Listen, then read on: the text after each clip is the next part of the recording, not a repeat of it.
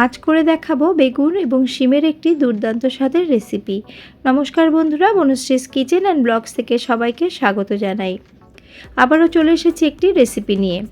আজকে খুব সহজ একটি রেসিপি তোমাদের তৈরি করে দেখাবো, যেটা কিনা তোমরাও হয়তো বানিয়ে থাকো, আর আমি যেভাবে বানাই সেটাই শেয়ার করব।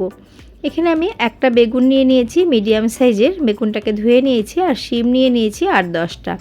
শিমগুলোকেও ধুয়ে নিয়েছি। এবার শিমের দুই ধারটা কেটে যে সুতোর মতো অংশটা আছে সেটাকে ফেলে দিচ্ছি। ফেলে দিয়ে শিমটাকে আমি আধফালা করে নেব, আর ছোট থাকলে সেগুলোকে গোটাও রাখতে পারি। আর দেখো, আর শিমগুলোকে চেক করে নিতে হবে শিমের মধ্যে কোনো রকম পোকা আছে কিনা। একটু লাইটের মধ্যে ধরলেই তোমরা দেখতে পাবে বা বুঝতে পারবে যে শিমের মধ্যে পোকা রয়েছে কিনা। প্রত্যেকটা শিমের সুতোর মতো অংশটা বের করে নিয়ে একসাথে করে নিয়েও শিমগুলো কিন্তু কাটা যায়। এইভাবে কেটে নিলে তাড়াতাড়িও কিন্তু হয়ে যাবে। শিমগুলো কেটে নিয়েছি, এবার বেগুনটাকেও আমি একইভাবে কেটে নেব।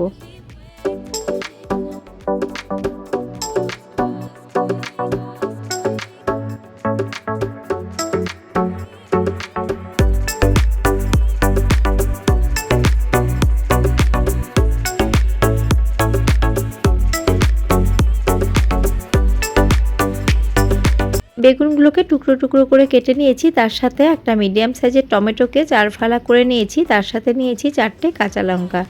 কেটে নেওয়া সবজিগুলোকে সেদ্ধ করব, তার জন্য গ্যাসের মধ্যে কড়া বসিয়ে এখানে আমি পরিমাণ মতো জল দিয়ে দিয়েছিলাম, আর জলটা ফুটতেও শুরু করেছে।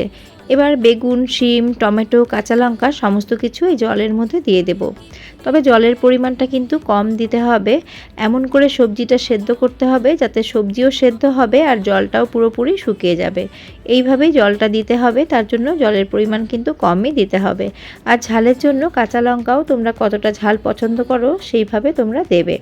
আর এর মধ্যে আমি দিয়ে দিলাম 1 চামচের থেকে সামান্য একটু কম নুন দিয়ে সবজির সাথে ভালো করে নুনটাকে মিশিয়ে দিলাম। গ্যাসের ফ্লেমটাকে হাই করে দিয়েছিলাম, আর দেখো এইখানে জলটা কিন্তু ফুটতে শুরু করেছে। এবার সবজি সেদ্ধ করার জন্য আমি এটাকে 6 থেকে 7 মিনিটের জন্য ঢাকা চাপা দিয়ে রেখে দিচ্ছি।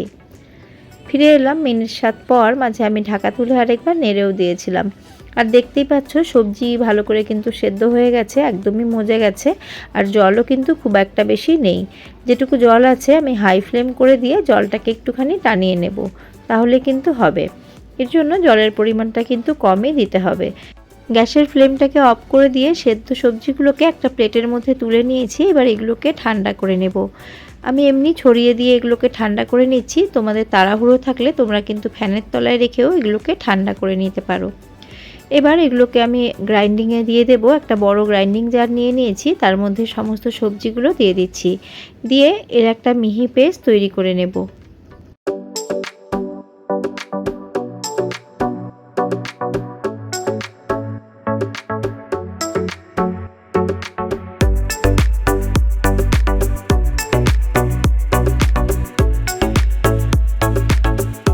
দেখো সবজিগুলোর একটা মিহি পেস্ট তৈরি করে নিয়েছি। এবার চলে যাচ্ছি নেক্সট স্টেপে। রান্নাটা কমপ্লিট করার জন্য গ্যাসের মধ্যে কড়া বসিয়ে দিয়েছি। ওই কড়াটাকে আবারও ধুয়ে বসিয়ে দিয়েছি, আর দিয়ে দিচ্ছি পরিমাণ মতো সর্ষের তেল। আর এই রেসিপির জন্য অবশ্যই করে সর্ষের তেলই আমি নিতে বলবো। আর এখানে তেল গরম হয়ে গেলে দিয়ে দিচ্ছি 3টে শুকনো লঙ্কা, তার মধ্যে 2টো শুকনো লঙ্কা গোটা রেখেছি, আর একটাকে দুফালা করে দিয়েছি। এবার লঙ্কাগুলোকে কালার চেঞ্জ হওয়া অবধি একটুখানি ভেজে নিচ্ছি। দেখো লঙ্কাগুলো ভাজা হয়ে গেছে, একটু কালার চেঞ্জ হয়ে গেছে। 2টো গোটা লঙ্কাকে আমি তুলে রাখলাম, আর একটা লঙ্কা রয়েছে তার মধ্যে আমি 1 চামচের মতো দিয়ে দিলাম কালো জিরে এবং শুকনো লঙ্কাটাকে একটু হালকা করে ভেজে নেব। এই রেসিপিতে এই ফোড়নটা দিলে কিন্তু খেতে দুর্দান্ত লাগে। দেখো গ্যাসের ফ্লেমটাকে আমি লোতে করে আমি ফোড়নটাকে ভেজে নিয়েছি। এবার 10 থেকে 12 কোয়া রসুনকে আমি একদম ছোট ছোট করে কুচি করে নিয়েছি। তোমরা চাইলে এটাকে থেতো করেও দিতে পারো। এবার রসুন কুচিগুলোকে হালকা করে ভেজে নেব। রসুনটা হালকা ভাজা হয়েছে, এবার এর মধ্যে একটা মিডিয়াম সাইজের পেঁয়াজ কুচি দিয়ে দিচ্ছি। তোমরা সবজির পরিমাণ হিসেবে রসুন এবং পেঁয়াজের পরিমাণটাও কিন্তু বাড়িয়ে বা কমিয়ে নেবে। এবার পেঁয়াজটাকে আমি রসুনের সাথে ভালো করে ভেজে নেব। পেঁয়াজ যাতে তাড়াতাড়ি মজে যায় তার জন্য এর মধ্যে আমি পরিমাণ মতো দিয়ে দিচ্ছি নুন। আমি সবজির মধ্যে কিন্তু নুন দিয়ে সেদ্ধ করেছিলাম, আর সবজির কিন্তু জলটাও ফেলা হয়নি। সেই হিসেব করে এখানে বুঝে কিন্তু নুনটা দিতে হবে।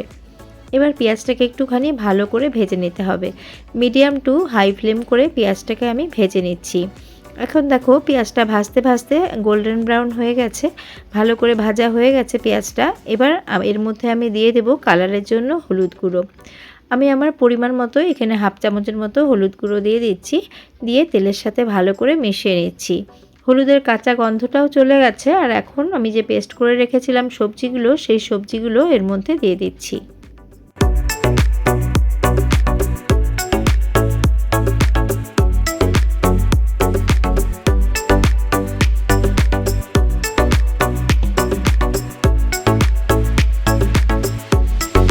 পেঁয়াজের সাথে সবজি পেস্টটাকে খুব ভালো করে মিশিয়ে নিয়েছি। এবার গ্যাসের ফ্লেমটাকে মিডিয়াম টু হাই করে এটার যে জলীয় ভাবটা আছে এটাকে শুকিয়ে নেব।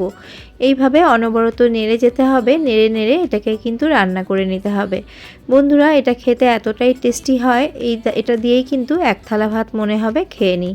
বন্ধুরা, শীতকাল চলেই গেছে, এখন কিন্তু ধীরে ধীরে বাজার থেকে শিম উধাও হতে শুরু করেছে। শিম থাকতে থাকতে তোমরা এই রেসিপিটি একদিন আমার মতো করে এইভাবে বানিয়ে দেখো, এটা খেতে কিন্তু দুর্দান্ত হয়। আর দেখো, নাড়াচাড়া করতে করতে কড়ার গা থেকে ধীরে ধীরে এটা উঠে চলে আসছে। আর যখন এর জলটা পুরোপুরি শুকিয়ে যাবে, এটা কিন্তু কড়ার গা ছেড়ে একদম চলে আসবে।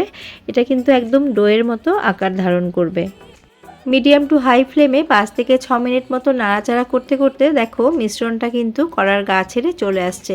এই রকম যখন হবে তখনই বুঝতে পারবে যে এটা কিন্তু রেডি হয়ে গেছে। বন্ধুরা, রান্না প্রায় শেষের পর্যায়ে, এই সময় কিন্তু তোমরা একটু নুন চেক করে নিও।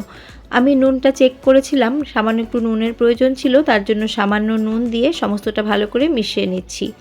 আর তোমরা এর মধ্যে কয়েক দানা চিনিও দিতে পারো, তবে আমি এর মধ্যে আজকে কোনো চিনির ব্যবহার করছি না। আমার মনে হয় শিমটা খুব মিষ্টি, তার জন্য কিন্তু একটু মিষ্টি মিষ্টি ভাব এর মধ্যে রয়েছে। আর যে দুটো লঙ্কা ভেজে রেখেছিলাম, সেই লঙ্কা দুটোকে আমি একটুখানি আধ ভাঙা করে দিয়ে দিলাম, দিয়ে মিশিয়ে নিচ্ছি। এতে কিন্তু খুব সুন্দর একটা ফ্লেভার হবে। যে কোনো বাটা বা ভর্তাতে ঝাল এবং নুন যদি একটু কড়া থাকে তাহলে কিন্তু খেতে খুব ভালো লাগে। আর ঝাল তোমরা কতটা পছন্দ করো সেই হিসেব করে এর মধ্যে ঝালটা দিয়ে নেবে। শুকনো লঙ্কা আর একটু বেশি দিলেও কিন্তু বেশি ভালো লাগতো, আর সবার কথা চিন্তা করে আমি অল্প একটুই ব্যবহার করেছি। আর এর মধ্যে আমি এবার সবশেষে দিয়ে দিলাম কাঁচা সর্ষের তেল। গ্যাসের ফ্লেমটাকে কিন্তু আমি অফ করে দিয়ে সর্ষের তেলটা দিয়ে সমস্তটা ভালো করে মিশিয়ে নিলাম। শিম বেগুনের ভর্তা খাওয়ার জন্য একদম রেডি হয়ে গেছে, তোমাদের এখন পরিবেশন করে দেখাচ্ছি।